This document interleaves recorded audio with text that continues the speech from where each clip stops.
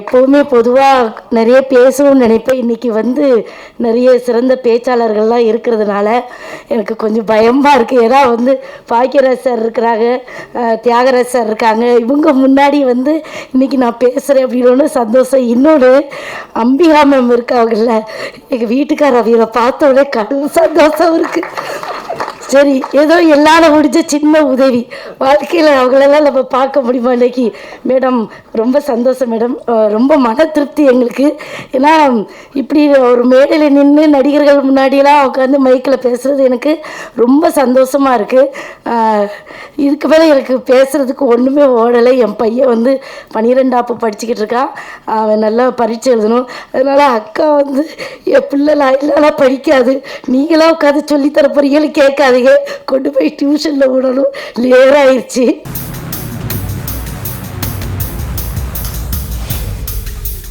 குலசையிலே வீட்டிலிருந்து என்னை நித்தமும் வழிநடத்தி கொண்டிருக்கும் என் தாய் முத்தாரம்மையை வணங்கி, மேடையில் இருக்கிற அத்தனை பெரியவர்களையும் வணங்கி, உண்மையிலே ரொம்ப சந்தோஷமாக இருக்குது இந்த படத்தில் வந்து நான் நடித்தது. முன்னாடி எல்லோரும் கேமரா வச்சு எங்களை படம் எடுத்துகிட்டு இருக்கிறதுனால தான் நாங்கள் என்ன சொல்ல வரோம், அடுத்தடுத்து நீங்கள் சரியாக எழுதணும், நிறைய விஷயங்கள் நீங்கள் எழுதுறதை வச்சு தான் அடுத்தடுத்த நிலைக்கு அக்கா வந்துக்கிட்டு இருக்கேன். அதில் வந்து நான் உங்கள் எல்லாருக்கும் நன்றி கடன் பட்டிருக்கேன். அதை வந்து ரொம்ப பாசமாக சொல்லிக்கிறேன்.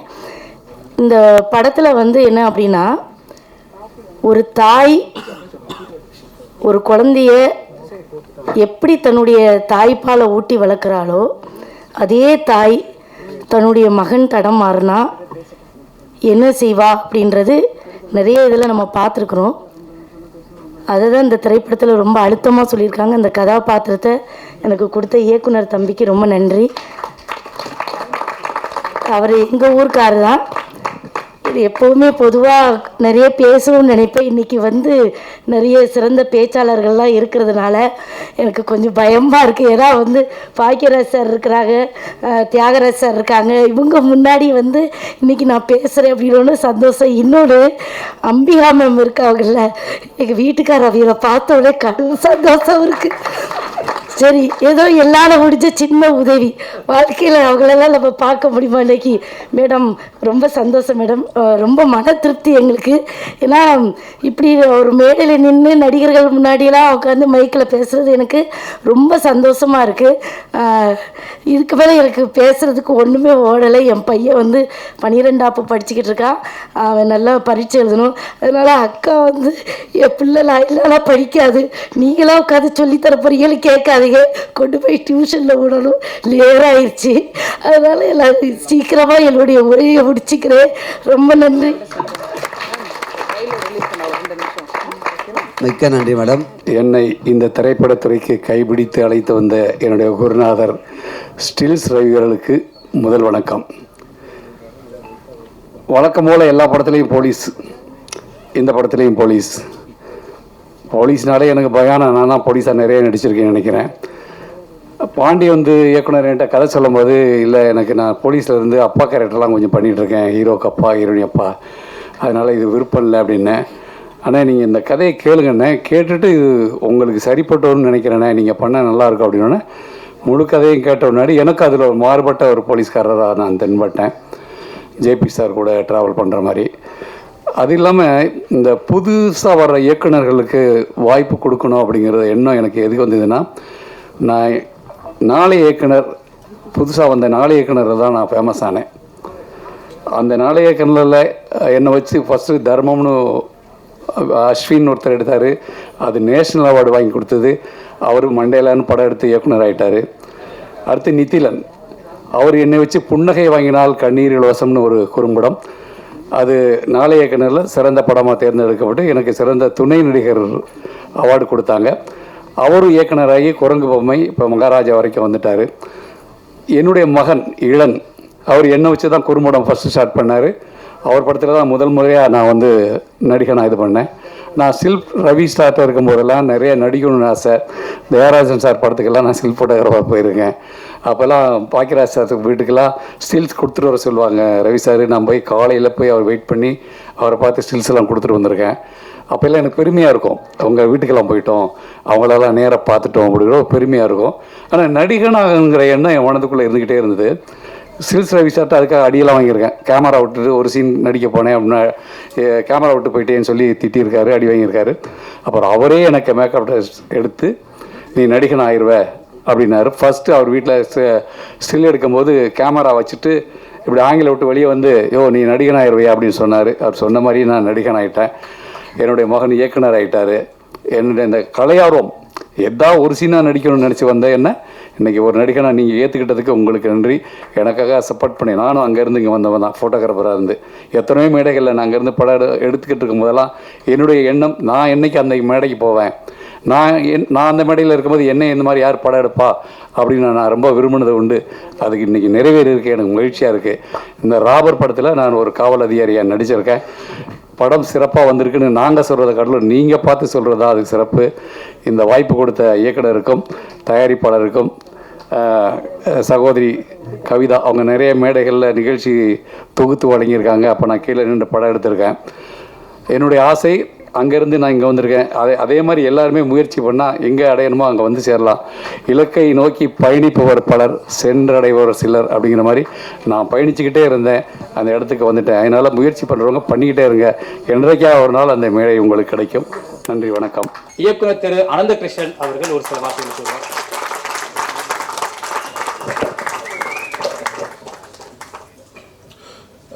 எல்லாருக்கும் வணக்கம். ராபர் ஆடியோ லான்ச்சுக்கு வந்திருக்க எங்களோட master Bhagyaraj sir, thank you sir for coming. Thiagarajan சாருக்கும் ரொம்ப நன்றி. Ambika ma'am, Radha ma'am, Kalpana ma'am, எல்லாருக்கும் ரொம்ப ரொம்ப நன்றி. ஆக்சுவலாக மெட்ரோ படம் பண்ணி முடிச்சதுக்கப்புறம் நாங்கள் ஒரு 2 இயர்ஸ் வந்து கரெக்டான ப்ராஜெக்ட் அமையல. அப்போ மெட்ரோ படத்தில் வந்து பாண்டி வந்து என் கூட ஒர்க் பண்ணார். அவர் வந்து 2 இயர்ஸும் ஒரு டேரக்டர் கூட ஒரு ஒரு அசோசியேட்டாக இருக்கிறது வந்து எவ்வளோ கஷ்டம் அப்படின்னா, அவர் 6 வருஷம் இருப்பாங்க, அதில் ஒரு 2 வருஷம் வேலை நடக்கும், ஒரு 4 வருஷம் வேலை நடக்கும்ட்டு போயிட்டு ஏமாந்து அந்த டேரக்டர் வருவார்ல, அது கூட வந்து அந்த டேரக்டர் மட்டும் ஏமாற மாட்டார். அந்த பின்னாடி ஒரு டீம் இருக்கும். நம்மளுக்கு ஏதாவது பிரச்சனைனான்னு தெரியும், அவங்களுக்கு பிரச்சனையே தெரியாது. ஸோ அந்த ஒரு இடத்துல கூட என்னை விட்டு போகாம கிட்டத்தட்ட மெட்ரோல இருந்து கோடியில் ஒருவன் வரைக்கும், இப்போ நான் பண்ணிட்டு இருக்க நான் வயலன்ஸ் படம் வரைக்குமே என் கூட வந்து பக்கபலமா இருந்த பாண்டிக்கு ரொம்ப நன்றி. இந்த படத்தின் மூலமா ஒரு இயக்குனராக வருது எனக்கு ரொம்ப இதுதான் என்னோட பெஸ்ட் மூமெண்டா நான் நினைக்கிறேன். ஸோ கண்டிப்பா அவரோட ஹானஸ்டிக்கும் அவரோட டெடிகேஷனுக்கும் கண்டிப்பா அவர் வந்து ஒரு நல்ல இயக்குனராக வருவார்னு எனக்கு நம்பிக்கை இருக்கு. நான் வந்து எல்லா ப்ரெஸ் மீட்லேயுமே நான் ரெகுலராக பார்க்குறவங்களுக்கு தெரியும். நான் ஒன்று சொல்லுவேன் என்னன்னா, நான் வந்து ப்ரெஸ்ஸை நம்பி மட்டும் தான் படம் எடுக்கிறேன். நிறைய பேர் கேட்பாங்க மெட்ரோ விட்டானதுக்கப்புறம் நீங்கள் எல்லாம் பெரிய ஹீரோ வச்சு படம் பண்ண மாட்டீங்க அப்படின்னு. அது வந்து என்னன்னா, ப்ரெஸ்ஸை நம்பி படம் எடுக்கிறேன், என் இஷ்டத்துக்கு நான் வேலை செய்வேன், அந்த இஷ்டம் கரெக்டாக இருக்கா இல்லையான்னு ப்ரெஸ் எனக்கு வந்து என்கரேஜ் பண்ணுவாங்க. அது மூலயமா எனக்கு நிறைய வியூவர்ஷிப் கிடைக்குது, நிறைய ஆடியன்ஸ் கிடைக்கிறாங்க. நான் படம் பண்ணுறேன் ரெகுலராக அப்படின்ட்டு தைரியமாக சொல்லுவேன். இதை வந்து கோடியில் ஒருவன்லையும் சொன்னேன், இப்பயும் அதுதான் சொல்கிறேன். எனக்கு கொடுத்த அதே ஆதரவை பாண்டிக்கும் கொடுப்பீங்கன்னு நான் நம்புகிறேன். அண்ட் இந்த படத்தோட சினிமோட்டோகிராஃபர் என்.எஸ். உதயகுமார், அவரும் என்னோட எல்லா படங்களும் பண்ணவர். அண்ட் நாங்கள் வந்து இந்த படம் ஷூட் பண்ணும்போது அவங்க ஷூட் பண்ற டீம் வந்து டோட்டலாகவே ஒரு கொரில்லா ஃபோர்ஸ் மாதிரி தான் ஒர்க் பண்ணுவாங்க. ஏன்னா அந்த படம் ஃபுல்லாக ஒரு பர்டிகுலர் டேல ஓஎம்ஆர் பக்கம் போயிட்டு இருக்கும்போது, நான் ஓஎம்ஆர் பக்கம் ரெகுலராக போவேன், வீடு அங்கே தான் இருக்கு. போகும்போதெல்லாம் முன்னாடி நிறைய ஸ்நாச்சிங்ஸ் நடந்துட்டே இருக்கும் பல வருஷத்துக்கு முன்னாடி. அப்போ காவல்துறை என்ன பண்ணாங்கன்னா, சிசிடிவி வந்து போட்டா இதை கண்ட்ரோல் பண்ணலான்ட்டு மெயினாக வந்து சிசிடிவின்றது இந்த ரோட் கிரைம்ஸ் வந்து நடக்கக்கூடாது அப்படின்னு கண்காணிக்கிறதுக்கு தான் போட்டாங்க. அதுலேயும் சில டீம் ஒன்று உருவாகி என்ன பண்ணாங்கன்னா, எங்கெங்கெல்லாம் சிசிடிவி இல்லையோ, எங்கெங்கெல்லாம் சிசிடிவி ஒர்க் ஆகலையோ, இதை வந்து ஒரு பிளான் போட்டு இது ஒரு மாடஸ் ஆப்ராண்டி மாதிரி இது ஒரு வழிமுறைப்படுத்தி ஒரு கேங் வந்து கொள்ளடிச்சிட்டு இருந்தாங்க. அப்போ அந்த கேங்கை பிடிச்சிட்டாங்க. ஸோ அந்த கேங்கோட வழிமுறை, இந்த கிரைம் பண்ற வழிமுறை, ஏன்னா ஒரு 5 வருஷத்துக்கு முன்னாடி வந்து சிசிடிவி பெருசாக கிடையாது, இப்போ டோட்டலாக சிசிடிவி வந்துருச்சு. இருந்தாலும் அதில் வந்து இந்த கிரைமை கரெக்டாக பண்ணணும் அப்படின்ட்டு அவங்க போடுற அந்த பிளானு, அதுக்கு பின்னாடி இயங்குற கேங்கு, அதுக்கு பின்னாடி இருக்கிற எல்லா விஷயத்தையும் வந்து மெட்ரோ ஆல்ரெடி ஒரு எக்ஸ்ட்ரீம் சொல்லிட்டோம். அது வந்து ஒரு தீஃபை பத்தின கதை. தீஃப்னா ஒருத்தன் போறான், அவன் முகத்தை காட்டாம செயினை ஸ்நாச் பண்ணிட்டு காணாம போயிடுவான். ராபர் வந்து தீஃப் வேற, ராபர் வேற. ராபர் வந்து நின்று பயத்தை காட்டி அவன் வந்து ஒரு ஒரு ஹார்னஸ் பண்ணி அதுக்கப்புறம் அந்த நகையை திருடிட்டு போவான். ஸோ இதுதான் தீஃபுக்கும் ராபருக்கும் வேற வித்தியாசம்னு மெட்ரோலே சொல்லியிருப்போம். ஸோ அது ஒரு தீஃபோட கதை, இது ஒரு ராபரோட கதை. இந்த படத்துல வந்து மியூசிக் பண்ண என்னோட ஃப்ரெண்ட் ஜோவன், அவரும் மெட்ரோ படத்தோட மியூசிக் டைரக்டர் தான். ரொம்ப இன்டென்ஸான ஒரு பிஜிஎம் பண்ணியிருக்காரு. ரொம்ப சந்தோஷம். ரொம்ப லாங் ஃப்ரெண்ட்ஸ் நாங்களாம். என்னோட ஃப்ரெண்ட்ஸ் அப்படியே வந்து என்னோட கோ டைரக்டருக்கும் சப்போர்ட் பண்றது எனக்கு ரொம்ப ஹாப்பியா இருக்கு. அண்ட் இந்த படத்தை என்னோட சேர்ந்து தயாரிச்ச கவிதா அவர்கள் வந்து ரொம்ப நாள் என்னோட தோழி. ஸோ ஃப்ரெண்ட்ஸாக இருந்து இப்போ ஒன்றா ஒர்க் பண்ணுறது ரொம்ப ஹாப்பியாக இருக்குது. அவங்களோட சப்போர்ட்டும் இந்த படத்துக்கு வந்து மிகப்பெரிய பலம். அண்ட் ஆஃப்டர் தட் இந்த படத்தில் நடித்த ஜேபி சார் வந்து இந்த படத்தில் ஆக்சுவலாக ராபர் கேரக்டர் நெகட்டிவ், எல்லாமே நெகட்டிவ் ஷேட் கேரக்டர்ஸ். இதில் வந்து ஜேபி சார் கிட்ட போய் பாண்டி கதை சொல்லிட்டு அவரை மீட் பண்ணும்போது என்னன்னா, இந்த படத்தில் 2 ஓல்ட் மேன் இருப்பாங்க. இந்த ஓல்ட் மேன் தான் இந்த 2 படத்தோட லீட். ஆக்சுவலாக பாசிட்டிவ் கேரக்டர்ஸ். அந்த 2 இது வரைக்கும் பாசிட்டிவ் கேரக்டர் லீடா வச்சு பண்ணா ஒரு யங் ஹீரோ பண்ணுவாங்க, அந்த மாதிரி இருக்கும். இது வந்து ஒரு சீனியர் சிட்டிசன் தான் பாசிட்டிவான கேரக்டர் இந்த படத்துல. அவர் வந்து ரொம்ப சேலஞ்சா அக்செப்ட் பண்ணி இது பண்ணாங்க. அவரும் பாண்டி சாரும் 2 பேரும் சேர்ந்து தான் அந்த காம்பினேஷன்ல நிறைய விஷயம் பண்ணியிருப்பாங்க. ஊரே கலக்கினுங்கிற ஒரு கேங்கு. அந்த கேங் யாராலையும் எதுவும் பிடிக்க முடியல. ஆனா இவங்க 2 பேரும் எப்படி ஸ்கெட்ச் போடுறாங்கன்ற சீக்வன்ஸ்லாம் நாங்கள் நிறைய ஒர்க் பண்ணோம். அது எல்லாமே நல்லா வந்திருக்குன்னு நினைக்கிறேன். ஒரு படத்துல பார்க்கும்போது ஒரு தியேட்ரிக்கல் கிரிப்பிங் மொமெண்டா இந்த படம் இருக்கும்னு நான் நம்புறேன். அண்ட் இந்த படத்துல நடிச்ச டேனி, அவரும் வந்து சொன்ன இந்த படத்தோட லீடு வந்து ஒரு கேவலமான கேரக்டர். அவனுக்கு ஒரு வில்ல இருமா, அவனோட கேவலமான கேரக்டர் அப்படின்னு சொன்னா, இதுதான் வேணும் அப்படின்னு சொல்லிட்டு அவர் வந்து ரொம்ப பார்ட்டிசிபேட் பண்ணி நிறைய நடிச்சு ரொம்ப சப்போர்ட் பண்ணாரு. ஸோ இது ஒரு நல்ல டீம் ஒர்க்கா சேர்ந்து எல்லாம் ஒர்க் பண்ணது ரொம்ப ஹாப்பியா இருந்தது. குறிப்பா வந்து art director Saravanan, stunt Mahesh, அவர் வந்து இந்த ஸ்டண்ட் கூட பாத்தீங்கன்னா அந்த ஒரு பொண்ணோட ஷாலை வந்து இது பண்ணும்போது அந்த பொண்ணு ஒரு ஆர்க்கா போனோம், அந்த ஃப்ரேம்ல வந்து ஒரு ஆர்கிஷா தெரியணும்னு ஒரு பிளானு. அதுக்கு அவர் பிளான் பண்ண விஷயம் அது ரொம்ப ஷார்ட்டான டைம்லேயே ஒரு நாள் 2 நாள் ஆகிற வேலையே ரொம்ப ஷார்ட்டான டைம்லேயே கிளியரா பிளான் பண்ணி அவங்க டீம் வச்சு பண்ணி கொடுத்தாரு. அந்த பொண்ணு அந்த பர்டிகுலர் கேரக்டர் பண்ண அந்த பொண்ணுமே ரொம்ப நல்லா பண்ணாங்க. ஏன்னா ஒரு half a day அவங்க ரோப்ல வந்து she has to fly for like 40-50 feet பறந்துகிட்டே இருக்கணும். ஸோ அந்த அளவுக்கு அவங்க வர முடியல. அவங்களுக்கு எங்க இருந்தாலும் என்னோட தேங்க்ஸ். அண்ட் இந்த படத்தோட லிரிக் ரைட்டர் அருண் பாரதி நண்பர், அவரும் இந்த படத்துல ஒரு அழகான சாங் எழுதியிருக்காரு. அவருக்கும் என்னுடைய நன்றிகள். அப்புறம் படத்தோட எடிட்டர் ஸ்ரீகாந்த் அண்ணன், அவர் என்னோட எல்லா படமும் அவரும் பண்ணிக்கிட்டே இருக்காரு. அடுத்து நான் வயலன்ஸ்லயும் அவர் தான் ஒர்க் பண்ணிட்டு இருக்காரு. ஸோ எங்க அண்ணனா இருந்து கைட் பண்ணிட்டு இருக்காரு. ஆக்சுவலா நானும் எடிட்டர் தான், அதனால எனக்கு அவருக்கும் எந்த பிரச்சனையும் இல்லாம அவர் என்ன ஹேண்டில் பண்ணிக்கிறாரு. ஸோ ஒரு அசிஸ்டன்ட் எடிட்டரா என்ன போட்டு நான் அவருக்கு அசிஸ்டண்டாவும் வேலை பார்த்துன்னு இருப்பேன். ஸோ அதனால அதுக்கான ஒரு இது பண்ணதுக்கு அலோவ் பண்ணதுக்கு ரொம்ப நன்றிண்ணே, தேங்க்யூ. அண்ட் இந்த படத்தோட ஹீரோ சத்யா வந்து மெட்ரோல ஒரு கேரக்டரா பண்ணி ஒரு அந்த ஃபேஸ் வந்து இந்த பர்டிகுலர் கேரக்டருக்கு கரெக்டாக இருந்தது. நிறைய எழுதுவீங்க, அவருக்கு நல்ல பாராட்டு கிடைச்சிது. ஆனாலுமே எப்போ மீட் பண்ணாலுமே அவருக்கு நிறைய சான்ஸ் கிடைக்கும், தள்ளி போயிட்டே இருந்துச்சு.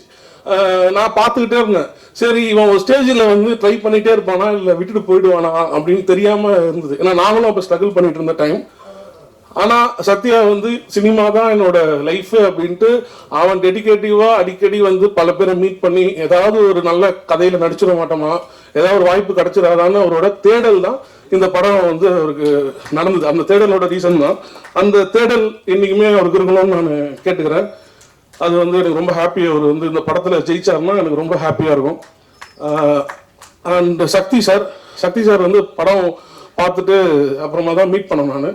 அவருக்கு ரொம்ப ஹாப்பி. ஏன்னா ஒரு படம் வந்து எடுத்து முடிச்சிடலாம், அது ரோட்ல சகதியில எங்க வேணாலும் கடந்து அது வந்து ஹார்ட் கோர் கொரில்லா மேக்கிங்னு சொல்லுவாங்க, அந்த மாதிரி இந்த படத்தை எடுத்துட்டோம். எடுத்துட்டு எல்லாம் எடிட் டேபிளில் வச்சு ஒரு இது பண்ணி முடிச்சதுக்கப்புறம் எப்படி அடுத்து போய் சேர்க்கறது அப்படின்னா அது வந்து ரொம்ப அதுக்கு ஸ்ட்ரகிள் பண்ணல. ஏன்னா அந்த மெட்ரோவில் கொஞ்சம் ஸ்ட்ரகிள் இருந்துச்சு. அந்த படம் வந்து ரிஜெக்ட் ஆச்சு ஃபர்ஸ்ட் A சர்டிஃபிகேட், படமே சென்சாரில் ரிஜெக்ட் ஆச்சு. ஸோ நிறைய இஷ்யூஸ் இருந்துச்சு. இந்த படத்தில் அந்த இஷ்யூஸ்லாம் எதுவும் இல்லாமல் ரிலீஸ் வரைக்கும் பண்ணுறதுக்கான எல்லா ப்ரொசீஜருமே சக்தி சார் வந்து வந்தது எனக்கு ரொம்ப சந்தோஷம். இந்த மாதிரி வந்து சின்ன படங்களுக்கு சப்போர்ட் பண்ணுறதுக்கு வந்து அந்த ஒரு ஹானஸ்டான படமாக இருந்தால் அதை வந்து பெட்டிங்ன்ற பேரில் அழிக்காமல் அதை வந்து சப்போர்ட் பண்ணுறதுக்கு அவர் மாதிரி ஆட்கள் இருக்க வரைக்கும் கண்டிப்பாக வந்து கண்டென்ட் இருக்கிற படங்கள் வந்து நிச்சயமாக ஓடிடியில் மட்டும் இல்லை தேட்டர்லேயும் நல்லா ஓடும் அப்படின்ற ஒரு நம்பிக்கை எனக்கு வந்து இருக்குது சார். ரொம்ப நன்றி சார்.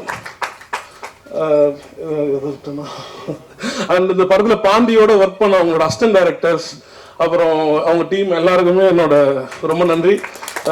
என் கூட ஒர்க் பண்ணவங்க தான் பாண்டி கூடயும் ஒர்க் பண்ணாங்க. ஸோ ரொம்ப தேங்க்ஸ் எல்லாருக்கும். பாண்டிக்கு சப்போர்ட் பண்ணதுக்கு ரொம்ப தேங்க்ஸ். அடுத்தடுத்து உங்களோட ஃபங்க்ஷனையும் இந்த மாதிரி பார்க்கணும்னு ஆசைப்பட்றேன். ஸோ சீக்கிரமாக நல்ல படம் பண்ணுங்க, வெயிட்டிங். அண்ட் ஆஃப்டர் தட் அந்த படத்தில் வந்து கோரியோகிராஃபராக இருந்த ஹரி மாஸ்டர் அண்ட் எக்ஸிக்யூட்டிவ் இபியாக இருந்த சிவகுமார், இவங்க எல்லாருக்குமே ரொம்ப நன்றி. மற்றபடி சொல்லணும்னா இது ஆக்சுவலாக ஒரு A சர்டிஃபிகேட் படம். ஸோ அது அந்த அப்படியே தான் நாங்கள் கொண்டு வரோம் ஹானஸ்டாக. ஸோ இந்த படம் வந்து ஒரு ப்ராப்பரான ஒரு விமன் அவேர்னஸ் மூவியாக இருக்கும். ஏன்னா இப்போ நம்ம விமன்ஸ் டே நாளைக்கு கொண்டாடுறாங்கன்னு கொண்டாடிட்டு இருந்தோம்.